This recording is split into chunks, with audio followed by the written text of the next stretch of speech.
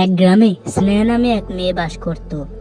তার মুরগি পালন করা খুবই শখ ছিল, তাই সে অধিকাংশ সময় মুরগির পেছনেই কাটাতো।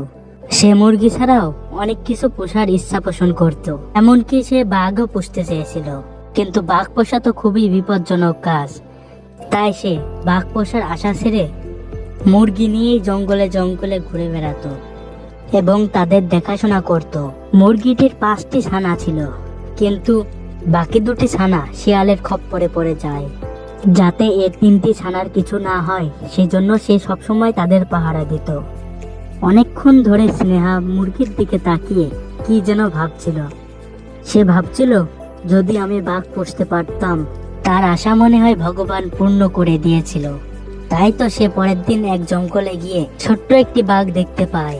বাঘটি দেখে সে সেখানে দাঁড়িয়ে পড়ল এবং ভাবলো, যদি কোনো রকমে সে বাঘটি বাড়ি নিয়ে যেতে পারে তাহলে সে পুষতে পারত। এটা ভাবতে ভাবতে সে বাঘের কাছে গেল এবং বুকে সাহস রেখে সে বাঘটিকে কোলে তুলে নিল। কোলে তুলে নেওয়ার সাথে সাথে সে বাড়ির দিকে রওনা দিল, যাতে মা বাঘ তাকে না দেখতে পারে। সে খুব ভালোভাবে জানতো যে মা বাঘ যদি তাকে দেখতো তাহলে আর তাকে বাড়িতে ফিরতে হতো না। বাড়িতে নিয়ে গিয়ে সে বাঘটিকে মাংস খেতে দেয়। বাঘটিও যেন মাংস খেতে পেয়ে অতি সহজে মেয়েটির সাথে বন্ধুত্ব করে নেয়। কিন্তু কিছুক্ষণ পরেই দেখা যায় মা বাঘ মেয়েটির দিকে ছুটে চলে আসে এবং আক্রমণ করতে যায়। কিন্তু বাচ্চা বাঘটি মাকে কি যেন একটি বুঝিয়ে মার সাথে আলাপ করে নেয়। মা বাঘটি মেয়েটির কোনো ক্ষতি করে না। অন্যদিকে মেয়েটি আনন্দে আত্মহারা হয়ে যায় এবং আনন্দে নাচতে শুরু করে।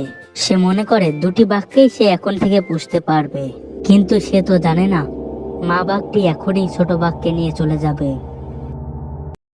তো বন্ধুরা, আজকের ভিডিওটি এই পর্যন্তই ছিল। যদি ভালো লাগে তাহলে লাইক করবেন এবং এরকম আরো ভিডিও পাওয়ার জন্য চ্যানেলটিকে সাবস্ক্রাইব করে রাখুন। ভিডিওটি দেখার জন্য সকলকে ধন্যবাদ। বন্ধুরা, তোরা জানিস আমি কত শক্তিশালী? সেই জন্যই তো আমি জলদেশের রাজা।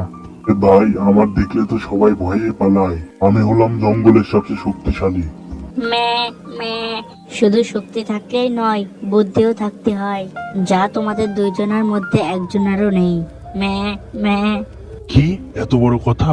আমার বুদ্ধি নেই? তোদের মধ্যে আমার সবচেয়ে বেশি বুদ্ধি। তোরা 3জনাই মাথা মোটা, এখানে তোদের মধ্যে সবচেয়ে বুদ্ধিমান হলো আমি।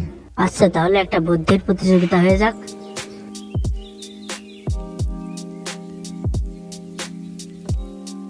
কে বন্ধুরা, কি নিয়ে আলোচনা করা হচ্ছে? তুই জেনে কি করবি রে? তুই তো একটা মাথা মোটা গোবর গণেশ। আমরা বুদ্ধির প্রতিযোগিতা সম্পর্কে কথা বলছি, কিন্তু তোর তো কোনো বুদ্ধিই নেই রে, এবং সেই জন্যই তো তোর নাম হলো গাধা। তোরা আমাকে এমন ভাবে অপমান করছিস কেন?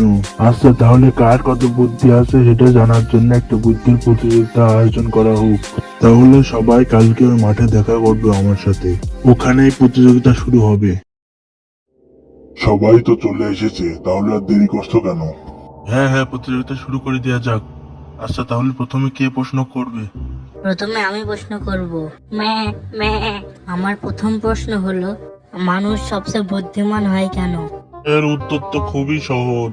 আমি জানি মানুষের হাত পা থাকার কারণে মানুষ সবচেয়ে বুদ্ধিমান। তুমি ভুল করেছো। আর কেউ এর উত্তর দিবে? আমি দেব। মানুষের চোখ থাকার কারণে মানুষ সবচেয়ে বুদ্ধিমান প্রাণী। ইয়েস, আমি জিতে গেছি। আমার এবার পুরস্কার দাও।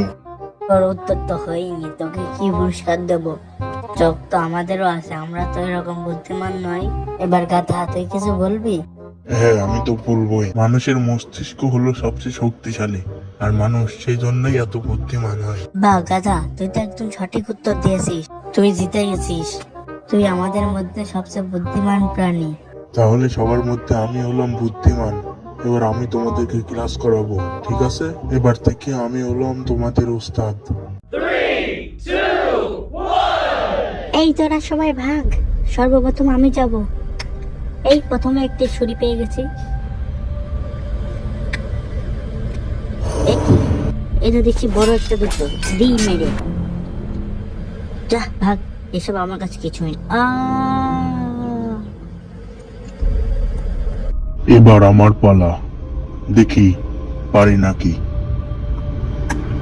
ওই মেরে দিলাম লাভ, এই ছুরিটা ধরে নিছি। এই দত্ত আবার কোথা থেকে আসলো? ছড়, উরে বাবা, পড়ে গেলাম। খাজানা নিয়ে পালাই ভাই, বউকে পরে বাঁচাবো। এই পড়ে গেলাম যা। এইসব আমার কাছে কোনো ব্যাপারই না। এক্ষুনি যে খাজানাটা নিয়ে চলে আসবো, মাকে পরে বাঁচাবো। এই তো খাজানা পেয়ে গেছি। কি হলো?